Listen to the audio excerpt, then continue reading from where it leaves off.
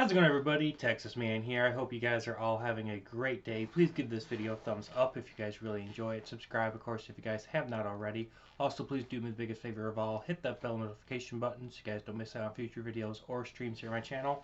Also, make sure to head over to Twitch. Follow me there at Douglas447. I stream there at least once a week, whether it be for Call of Duty, Battlefield, Destiny, or Halo, or anything you guys suggest for me to stream. And if you guys have any movie suggestions you guys want me to watch and review here on my channel, please let me know down in the comments section, whether they be on Blu-ray, digital outlets like Google Play, or on Disney+. And let's dive right in. We're going to be talking about Once Upon a Time in Wonderland, the whole one-season show that came out in 2013. And we're going to be talking about positives and negatives, and I'm just going to be going down through all my notes that I took while watching the show. So the positives and negatives aren't going to be getting their own section. I'm just going to be going through the show from start to finish and just talking about what I thought I really liked, what I really didn't, from the beginning of the show all the way to the end, and then I'll give you guys my final score at the end of the video. So this is, of course, a sister show to the hit drama of Once Upon a Time, and it was trying to replicate what the original show did, and unfortunately this show, Once Upon a Time in Wonderland, was hated by a lot of fans of the original show, myself included, and because of that only one season was made, and even in this one season we only got 13 episodes. And when I went to rewatch it when it was released on Disney Plus, I thought, okay, you know what, I'm gonna watch the show from the start to finish and watch it and review it. When this show aired, I only watched the first 3 episodes, and I just didn't care for it. I didn't enjoy it. I didn't hate it so much. I just didn't like it. I disliked it because I was just like, okay, you're making a sister show. You're copying and pasting the exact same plot, characters, elements, and it's lacking originality. As the show did progress, there was more originality thrown in there, but it was very sparse. And I mean, I'll just be honest, this feels a lot like a sequel to Alice in Wonderland, not a sister show to Once Upon a Time. So keep that in mind. If you've seen all 7 seasons of the original show of Once Upon a Time and you're curious what the show is like, I would say watch it once if you're a really big fan of Once Upon a Time and you just want to have a little extra Once Upon a Time lore. The show will give you that because it does have some tie-in moments with the original show in like 2 or 3 episodes, but nothing major. So like if you don't watch the show, it's not going to be a detriment to you being a Once Upon a Time fan like I am. So basically this is a show where Alice falls in love with Cyrus, which is this genie, and through some traumatic events, Cyrus is thought to be dead, and because of that, Alice returns back to England, to home, and everyone thinks, of course, she's insane and troubled based on her stories of Wonderland, and it kind of gets her put into the insane asylum. Eventually, Alice ends up escaping from the asylum with the aid of the Knave of Hearts, which you've seen in the Once Upon a Time show, and this versions of the White Rabbit. Together, they all return to Wonderland to save it, protect it from evil, and to try to find Cyrus because now he is miraculously somehow alive. The show was more of a soap opera rather than being a magical drama show like the original. There's that really hard fine line to make it where it is more magical drama over the soap opera thing, and this show unfortunately is more soap opera. This has a lot of great fantasy and adventure elements, and another thing I didn't really like is that because this is a sister show, this requires original show knowledge to fully appreciate what's actually happening in this spin-off. And yes, I'm wearing a Ben 10 jacket for Christmas. Also, I like the fact that Alice in the show was not a Mary Sue. You actually get to see her struggle, and she ends up slowly growing into the hero that we all want her to be in this show. We actually do, like again I said earlier, we get to visit Storybrooke, and we get to see characters like Robin Hood, Cinderella, Grumpy, and one of my favorite locations in the Once Upon a Time universe, Granny's Diner. Cyrus and Alice's love, I thought was really cool, very magical and believable. Um, um, let's talk about the fact that this show has many timelines and it leads to people being really confused, which I can understand the hate because of it. Because this show takes place in 200 years past England. We have present day and past Wonderland, and we have present day Storybrooke going alongside of the original show. Let me say that again. We have England from 200 years ago, we have present day Wonderland, past Wonderland, and present day Storybrooke. There are 4 timelines in this show happening at once. Really confusing. The CGI in this show is really bad, and the special effects are just very bad. They're awful, especially for 2013 standards. I mean, when you go back and you rewatch like Once Upon a Time, you can see the evolution of the technology. And even in the 2013 season of Once Upon a Time, that special effect and CGI use for that show was miles better than this. I don't know why this show got such a low budget, but it did, and it really hurts. Jafar in this show actually isn't played by the same actor as Jafar in season 6 of Once Upon a Time of the original show, which I thought was kind of an interesting thing. So I'm like, how many Jafars does Once Upon a Time universe actually have in it? Also, 90% of the plot and character twists and turns are very predictable in this show. I also found it interesting as to how the Red Queen wasn't 100% evil. The caterpillar in this show is basically a Rumpelstiltskin mob boss knockoff in this show, which I thought was kind of like, okay, yeah, they have one of those in here, I guess. This show uses a lot of sets from the original show, like the dwarf mines. This show also continues the theme that all magic comes at a price. Destroying the Forget Me Not in this show also broke a lot of logic.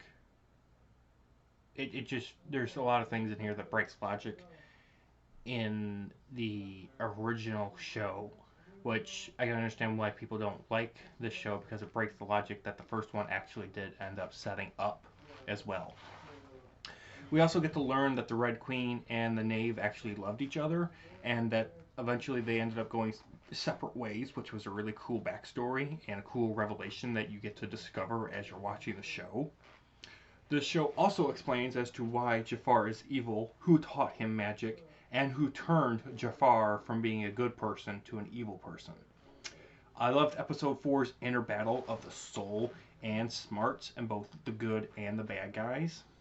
I also thought it was really interesting how this show dived into the fact that, you know, we don't get to see this a lot in the original show, so this show ended up doing something where it showed us a lot of lore as to how power can turn good people like Anastasia against their true love and transform you into something else completely different, like the Red Queen, and turn you from good into evil, which I really enjoyed seeing that concept really fleshed out a lot more in this show.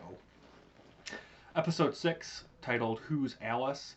And being in the magical forgetting forest, I really loved that episode. It was cool, it was unique, it was original, something that we haven't seen in the original show, and I really enjoyed it. It also proves to, also in that episode, we get to learn that being yourself and having true love is very powerful. Those two themes in that episode and throughout the whole show is very impactful, especially for me.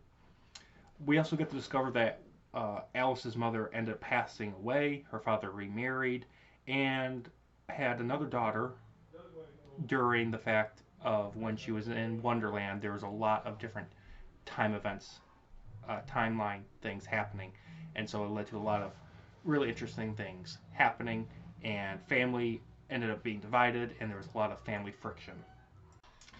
Episode 7, we get to discover that Alice's father ends up journeying to Wonderland at long last. That was something I've always wanted to see, something very cool, and I'm happy that it actually does happen. The show also gets to dive in a little bit into the White Rabbit's lore, along with the fact that he has a wife and 2 kids. I really enjoyed that. The Knave of the Hearts saves Alice from death, breaks Cyrus's curse of being a genie, and because of that, it ends up making Cyrus himself a genie, which I thought was a really cool twist. I did enjoy the lizard and the knave love story. Unfortunately, the lizard ends up dying, and how she died, I ended up rewatching this scene 3 times, and how the lizard ends up dying, um, I thought it was kind of bizarre, and I didn't like it. I honestly thought the lizard and the knave should have been together. The actress just did a great job. She loved the knave, but the knave didn't really love her, and it's something I wanted to have expanded upon. And just as it got good, the lizard ended up dying because the show is like, no, we have to have the Red Queen and the Knave of Hearts fall in love again at the very end, and of course they do. But then just like the lizard character was just put in as like a side twist, and it wasn't really fleshed out. And as soon as it was starting to be fleshed out, they killed her off, and I'm just like, okay, alrighty.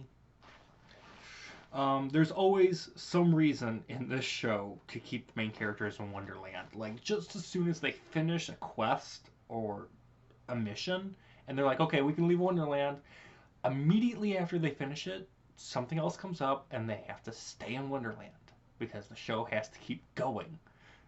And after, like, episode 6, 7, 8, you're like, okay, I get the show is supposed to be called Once Upon a Time in Wonderland, but like make it 1 to 2 missions. Quit coming up with a new mission every single episode, and then it gets finished, and then it sets up, hey, when you have a new mission for you to have to go finish. It's like that formula for episodes gets old really fast. This show also we get to see the Jabberwocky, which was pretty cool. They do a different twist on it that we've seen from past ones, and this one was okay.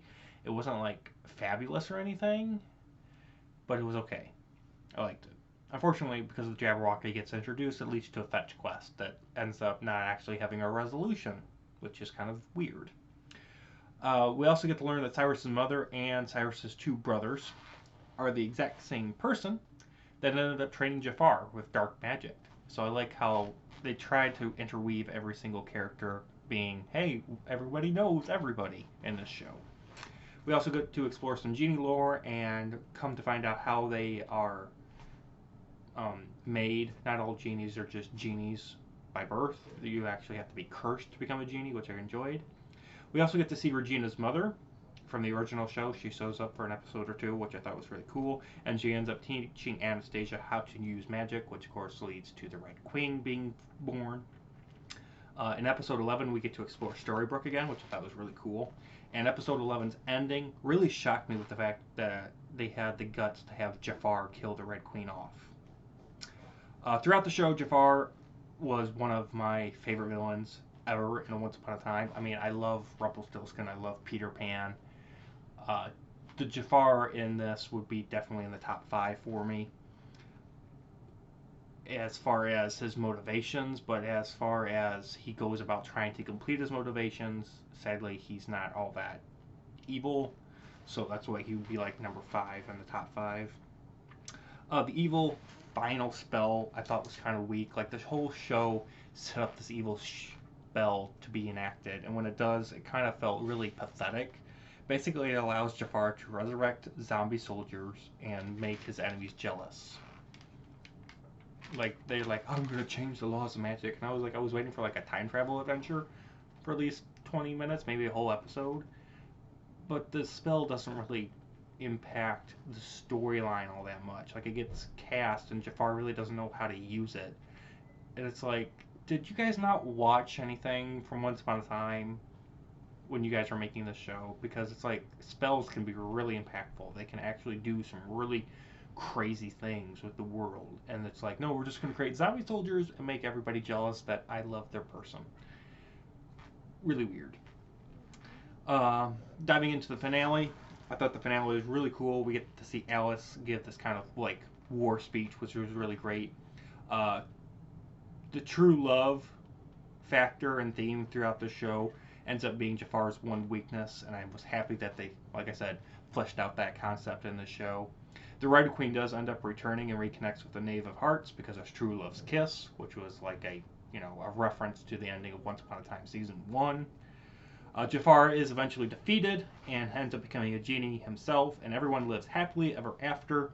Alice ends up returning to England and marries Cyrus, and we also get to find out that Alice and Cyrus end up having a daughter. And I thought the conclusion was really satisfying. So overall, guys, I would watch this show if you're a fan of the original show. Otherwise, it's very passable. And with that, I'm going to give it a 7 out of 10. It wasn't as bad as a lot of people have made it out to be, but I can recognize the things that fans of the original show did not like in this, and that's why they're like, okay, after 2-3 episodes, they kind of dropped off. Same thing with me. It's not bad. I've seen a lot of people like say, hey, this show deserves like a 3, a 4, maybe a 5. And I'm like, it's not that bad. There are some things in it that I actually really enjoyed. So that's why I'm giving it a 7 out of 10. You guys are more than welcome to agree or disagree with me in the comment section. And with that, I hope you guys all have a great day, and I'll see you guys in the next one. Bye, guys.